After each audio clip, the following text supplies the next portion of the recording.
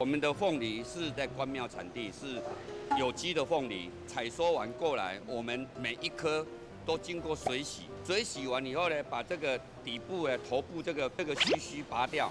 然后呢再经过转风喷枪下去喷一下，然后才进行包装。所以整个包装过程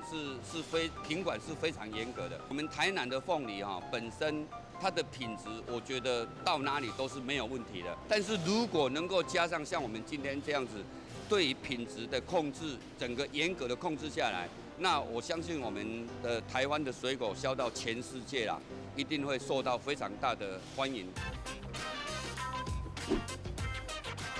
掌握市政3分钟，台南进步向前冲。欢迎收看《市政3分钟》，我是林依婷。台湾的凤梨闻名全球，每年的外销量达近3万吨，而台南的关庙凤梨也深受国际市场的喜爱。不过，凤梨外销往往集中在中国，台南市政府也积极拓展海外市场。近日，日本透过台湾贸易商采购来自台南关庙区青农所种的优质凤梨，丰贵启运580箱，共计5.8吨。这些凤梨将进攻日本高端消费市场。现在让我们来听听韦哲市长怎么说吧。台湾这次因为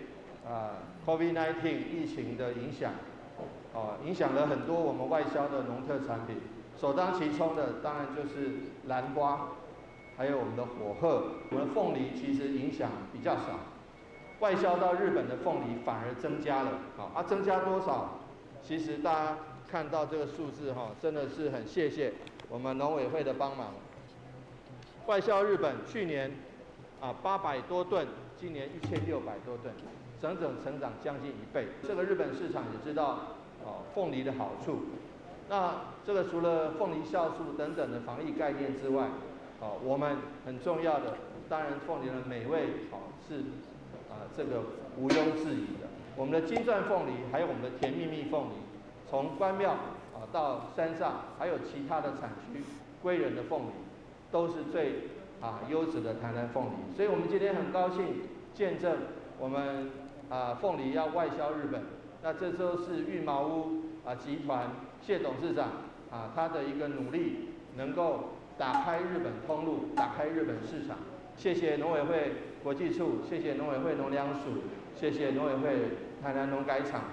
的帮忙，也谢谢青农的努力，也谢谢我们南宜农产育销公司。明年如果没有这个疫情的影响的话，我们明年的外销金额跟数量一定继续往上看。接下来请收看中嘉新闻。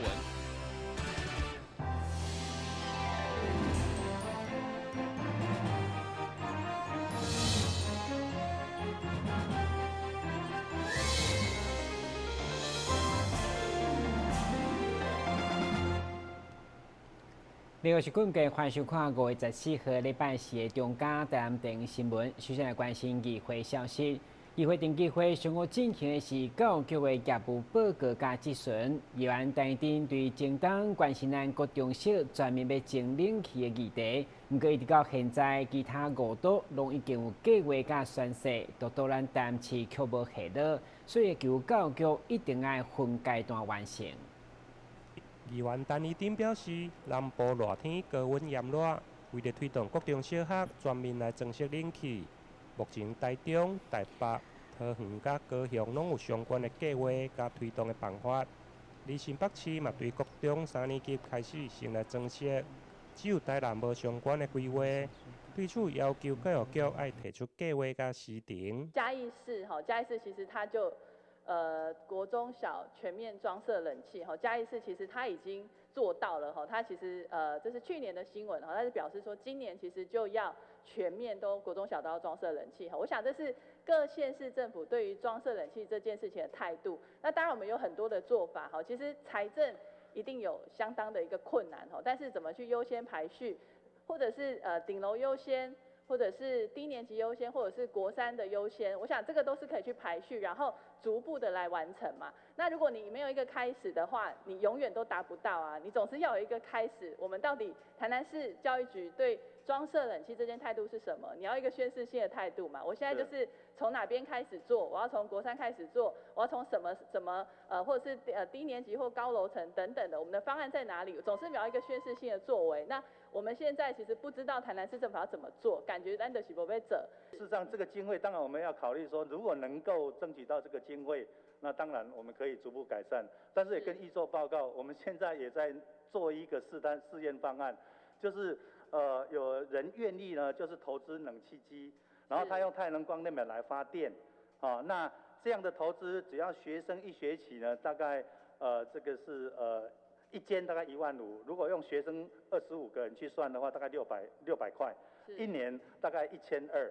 那这个部分由学生来负担。那这个方案我们开始已经在开元国小那边建制，示范看看。示范的一个对，如果这个是可行的话，当然财政问题比较容易解决。是。那另外的部分使用者付费，那最弱势的部分我们看看是不是要给予协助。这个部分的方案是比较可行。好。另外，各种会客将伫即个拜六、礼拜2天来登场。原本台南市务会议决议，室内休息区是无要开放冷气。毋过，伫个家长、甲教师团体、民意代表的反映，教育局嘛紧急召开会议，确定2天的会课会来开放冷气。台南新闻林根采访报道。议会国民党团日前接到未少陈情，指出教育局伫疫情期间，透过学校对学生家长调查，询问家庭的状况，感受失业，也是放无薪水假期。不过问完以后，后续嘛无任何实际作为。议员批评根本对纾困一点仔帮助拢无，而且增加老师的行政工作。议会国民党团书记长王家珍上午透过教育局工作报告甲质询时，为着学校的教师甲学生家长来发声，因为日前教育局透过学校来做学生家长的问卷，询问家长是毋是有受疫情的影响而失业，或者是放无薪假。不过询问以后，不但对纾困一点仔帮助拢无，而且佫增加学校教师行政的工作量。如果我们局里的问卷只是为了要交代给长官，我觉得对于老师造成教学上的这个行政事务的干扰，对家长他们会产生不当的期待。譬如说，家长就会问我说议员，他们问我有没有失业，我苦不堪言，是不是我可以跟学校讲，我要去申请补助？我的意思就是说，长久以来，撇开这一波新冠肺炎全世界的灾祸灾难，我们对于教职员，尤其是老师朋友们，他们的行政杂务的量的不断增加，我们一直表示关切。我们觉得教育的本质，到底在哪里？是应该做一个适当的分配。对此，教育局长郑成辉表示，问卷是配合各教师，当初嘛有反映过时间伤赶，而来延长作业的时间。台南新闻林根采访报道。每一档拢会举办的台南往来贺笋季，今年伫关闭以后第2波来到龙家举办产业文化活动促销，其中有位贴除了到场宣传嘛试过试食到买，鼓励大家拢来龙家采买农特产，并且骑脚车轻旅行。龙家的特笋今年产季，龙家区公所甲农会相互邀请青农甲食品业者，伫文兴店摆满各种顶级的特笋相关加工制品，以及往来农特产等等相当澎湃的产场市集同款，要共同来促销台南往来贺笋季的产业文化活动。会中市长再次派员到紫西来一道炒特笋。同时推销由金牌总铺师罗正伫运用在地食材所做成的风味便当，邀请大家拢来龙家试试，同时享受骑脚车的轻旅行。今天很高兴能来到我们龙崎啊，其实为各位介绍龙崎真的是好山好水，在防疫期间或者是防疫之后的轻旅行都是非常适合的。龙崎的最重要的产品当然是竹笋，那当然凤梨也会有。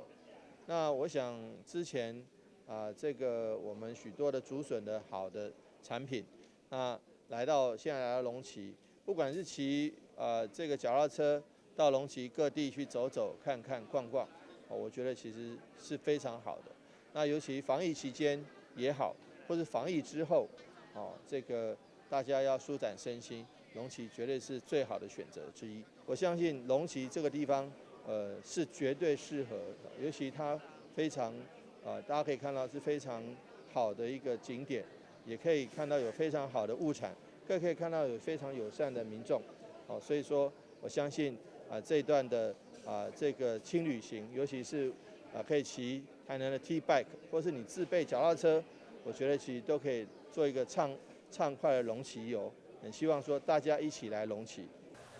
龙家立德笋的形小块弯翘，参像牛角，所以嘛合作龙家牛角笋，和市长甲所有贵宾拢留下趣味的记录。而今年龙家德笋300公顷的财政面积，虽然雨水少，收成比去年同期减少了2成，不过立德笋因为分级加上冰感的制度，品质保障，市价同款维持稳定。我们在最近销售到北部市场的竹笋来讲的话，每公斤都还有到1级的都有到220，所以是不错的价钱。那另外，因为我们农会又跟我们如记食品公司做一个加工食品的一个契作，所以我们整个合作这几年来的年平均市价都有100块左右，所以是非常不错的一个市价。会长青龙嘛，教大家掌握经德笋，就是较细长，就较油、较甜，重点是袂当出青。就是咧弯弯翘翘啊，就是这个样子，这鱼啊拢要袂开，翘翘，要有这个，有这种形状的才能够当特级的，嘿，绝对袂使出青。这个就是它的小1号嘛，就是分3级。龙家公所即摆产业文化活动，对产地到产岛之间的农业合作，除了达到增加当地农民收益，嘛要让民众食得安心、食得健康。台南新闻管及何乔邦采访报道。为了龙家高院，因为偏远医疗资源相对不足，为了让医生检查喙齿甲追踪治疗，一直是头痛的问题。所以，市府社会局主动透过齿科医师工会，媒合了该会理事等随陪医生，关了一台诊疗的设备，方便日后有巡回义诊来照顾这群弱势健康。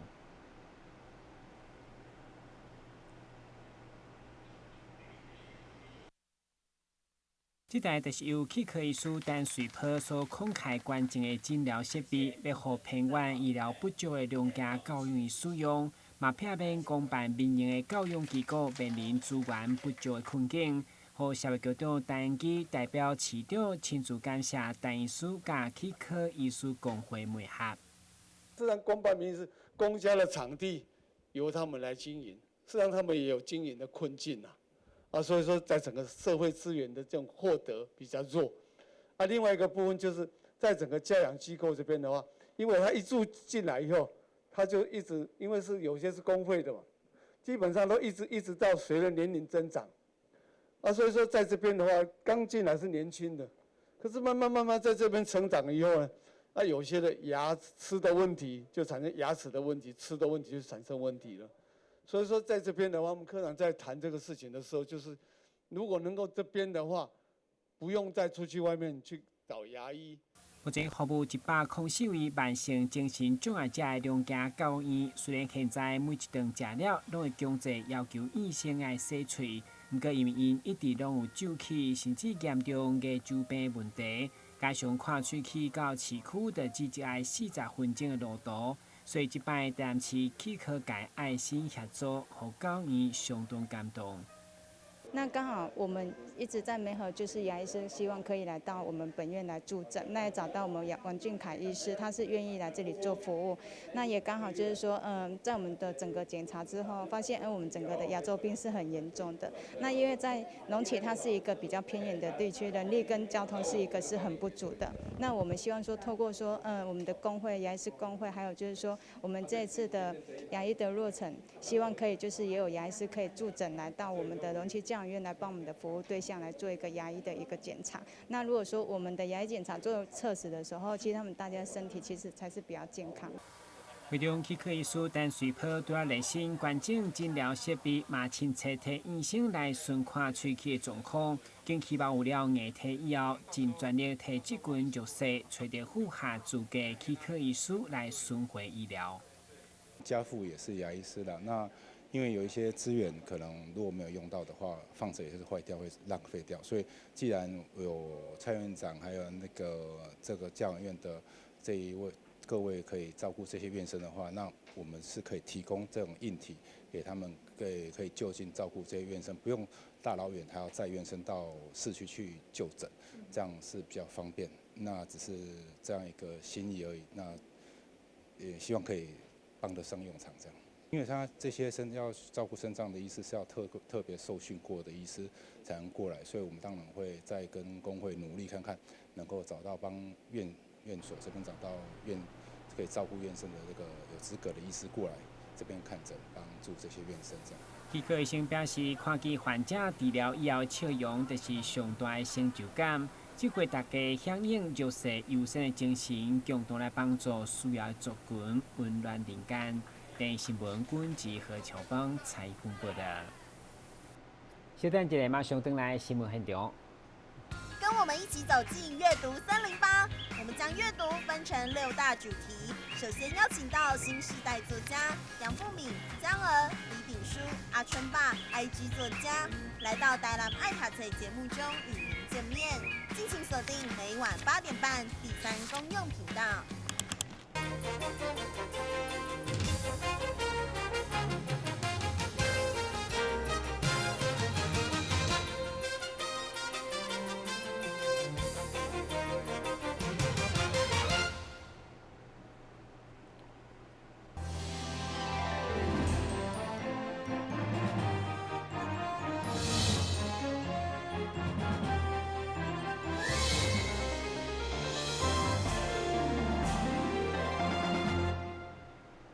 台南社区大学开始录影电影研究社，今年为了探讨细性教育加祖孙亲情，推出了微电影《13年那年的天空》。主办单位配合防疫政策，特别选伫进行嘅办理户外首映会，并且采用实名制加免费入场。欢迎有兴趣民众会当前往台南社区大学的网站预约报名。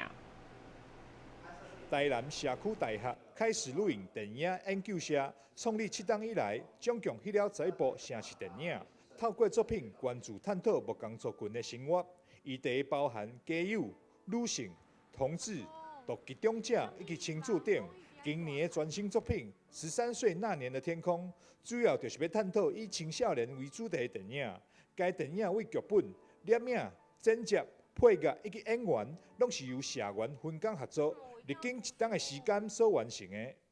这部电影呢叫《13岁那年的天空》，那这是我们7年来花费最多心力所制作的一部电影。那我们这部电影所谈的是适性教育与隔代教养的议题。那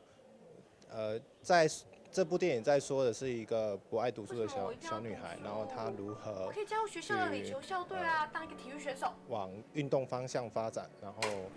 跟阿公之间的冲突，她是如何去化解？但另该电影女主角张淑宇目前正咧就读台南大学3年，对着这出超龄演出扮演高中生，伊嘛感觉非常的趣味。演这个电影的过程当中，就是我其实不是一个，因为她是一个垒球校队的女生嘛，但我其实本身并没有会这个项球类，所以其实在这个过程当中，我也感觉就是自己也是在学习这个球类，这样，因为我们是跟就是安平国中的，就是垒球校队的，就是女垒校队的学生一起做演出，那我们就是感觉也是在跟他们学习，那他们可能也在学习怎么拍电影，那我们也在学习怎么打垒球这样子，对，当中也是有蛮多就是切磋的过程这样子。13岁那年的天空微电影，5月16号暗时7点，将伫咧振兴街举办露天首映会。但因为配合政府防疫的关系，座位有限，主办单位欢迎有兴趣的民众会当前往台南社区大厦网站预约报名，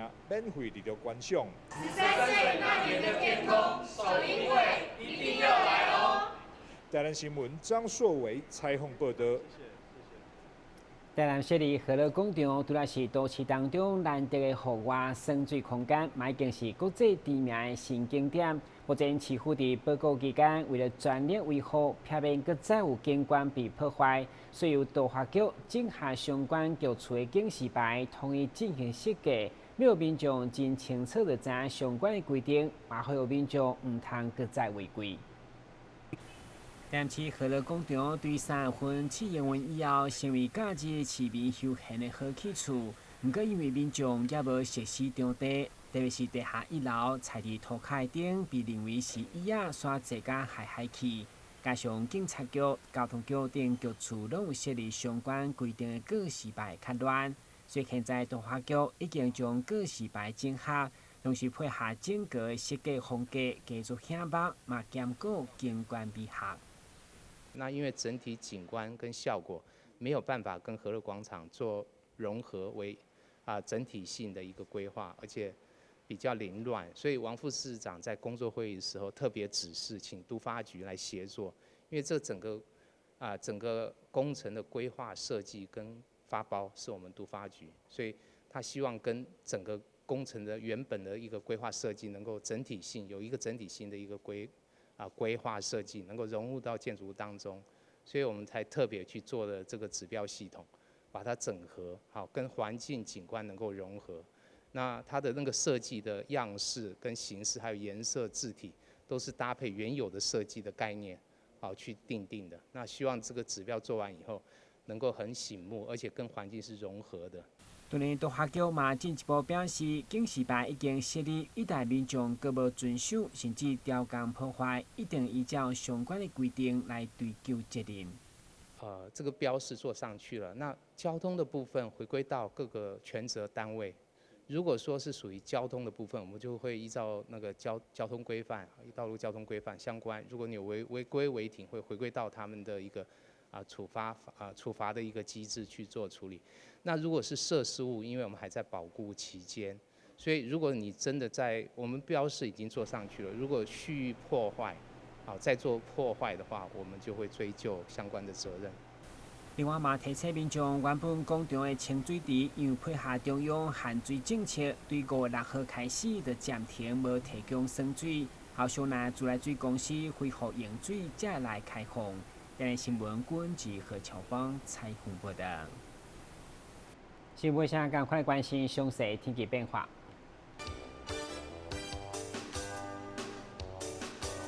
明仔是好天有时多云天气，温度27度到32度，白热雨。海面平均风力4级到5级，上大阵风6级。